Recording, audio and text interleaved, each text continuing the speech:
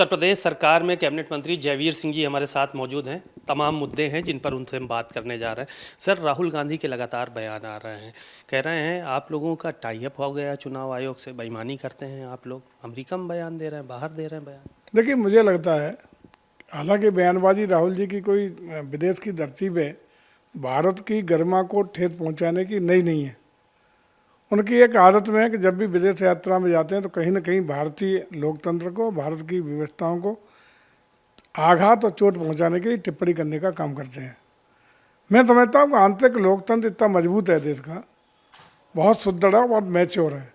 हम यहाँ बात रखें, उसमें तमाम प्लेटफॉर्म है जिस पर नेता प्रतिपक्ष के रूप में राहुल जी अपनी बात को रखने का काम कर सकते हैं। लेकिन विदेश की सरजमी पे जा कर के आपको याद होगा कि पिछला हमेशा भारत का इतिहास रहा है कि नेता प्रतिपक्ष के रूप में जब इंदिरा जी प्रधानमंत्री थी तो आदरणीय अटल बिहारी वाजपेयी जी को संयुक्त राष्ट्र संघ में भारत का नेतृत्व करने का अवसर दिया गया था। यह भूमिका स्वस्थ लोकतंत्र की भारत की रही है। भारत की गरिमा, भारत का सिर ऊंचा हो, भारत की प्रतिष्ठा कैसे विश्व पटल पर ऊंची हो, ये हम सबकी जिम्मेदारी, चाहे नेता प्रतिपक्ष हों, चाहे पक्ष के लोग हों, विपक्ष के लोग हों। आंतरिक कोई भी मुद्दा विषय है तो आंतरिक रूप से देश के अंदर विभिन्न प्लेटफॉर्म है, संसद है, जनता जनार्दन के बीच में 20 जगह बात रखी जा सकती है। लेकिन ये परंपरा अच्छी नहीं है कि लगातार भारत की प्रतिष्ठा को आघात पहुंचाने का काम नेता प्रतिपक्ष के रूप में और उससे पहले भी आदरणीय राहुल जी कर रहे हैं। वक्फ संशोधन कानून जो आया है उसको लेकर अब भारतीय जनता पार्टी मुसलमानों के बीच में जाएगी। इसका खाका तैयार किया गया और मुख्यमंत्री योगी आदित्यनाथ खुद भी लोगों से मिलेंगे और वक्फ के फ़ायदे बताएंगे कि ये कानून के फ़ायदे क्या हैं मुसलमानों से। देखिए, पहले ही दिन से स्पष्ट है, चाहे वो लोकसभा में बहस हुई, राज्यसभा में बहस हुई और जेपीसी की विभिन्न राज्यों में जॉइंट पार्लियामेंट्री कमेटी गई, वहाँ विचार आए, विचार रखे और जो संशोधन आए उनको शामिल करते हुए पार्लियामेंट में पुनः प्रस्तुतिकरण हुआ और कानून के रूप में ये पारित हुआ।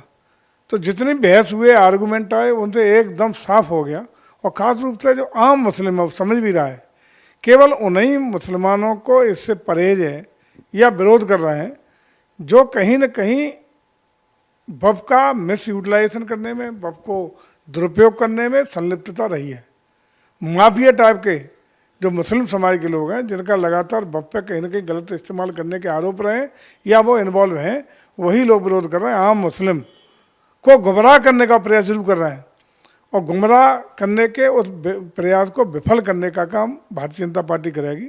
जन जागरूकता फैलाने के, जन जागरण पैदा करके मुसलमानों के बीच में हमारे बड़े से बड़े और छोटे छोटे नेता एक आंदोलन के तहत पूरा मूवमेंट चला करके हम लोग जाएंगे और वास्तविक स्थिति रखेंगे कि जो नया संशोधन वक्फ कानून लागू हुआ है उसके आम मुसलमान को कितने लाभ मिलने वाले हैं, उससे उसका वास्तव में जो मकसद है वक्फ को लागू करने का कि गरीब मुसलमान के हितों के संरक्षण के लिए, उनकी भलाई के लिए, उनके गरीबों से मुक्त करने के लिए, उनको रोजी रोजगार के लिए अवसर मिले, उन वक्फ संपत्तियों का लाभ उनको मिल सके, ये उद्देश्य की पूर्ति नए वक्फ बिल से होगी।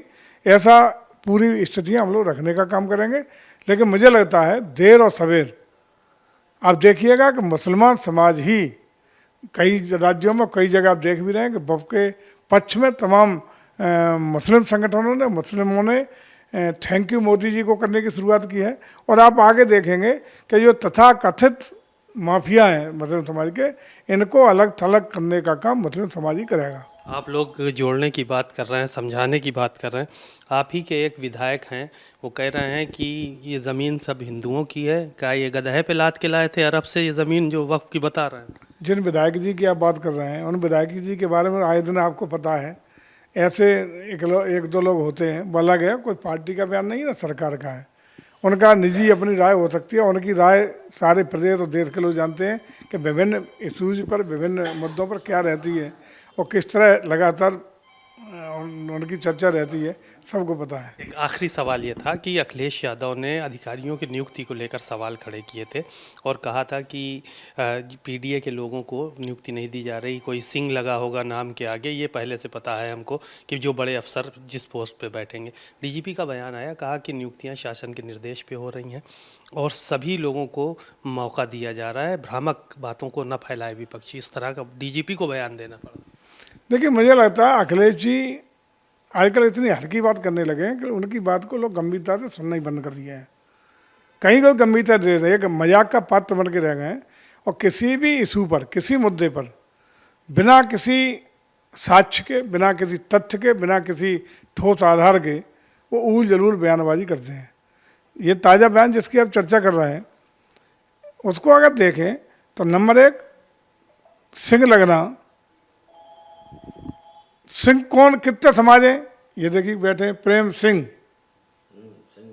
सिंह लगिया ओबीसी के हैं, एससी के लोग भी सिंह लगाते हैं। कौन सिंह नहीं लगाता? लेकिन उन्हें सिंहों से अगर इतनी नफरत, एलर्जी है और ख़ास रूप से वो इस तरह की बात करते हैं, तो ये पहले अपने परिवार को ठीक कर लें। जरा अपने परिवार में नज़र कर लें कि हम सिंहों की साथ रिश्तेदारियाँ जोड़ने का काम कैसे कर लिया, इतनी नफरत है तो। लेकिन हमें लगता है इन सब बाज आओ, योग्यता, क्षमता, दक्षता, कार्य क्षमता, कार्यशैली के आधार पर लोगों को जिम्मेदारियां देने का काम हर सरकार में होता रहा, होना चाहिए। लेकिन थोड़ा सा पीछे मुड़ के 70 से पहले अखिलेश जी जरा अपने कार्यकाल में दस्तपात डाल दें, जिसमें लोक सेवा आयोग के द्वारा अगर पीसीएस में सिलेक्शन होता है तो यादवों के अलावा कोई दिखाई नहीं पड़ा।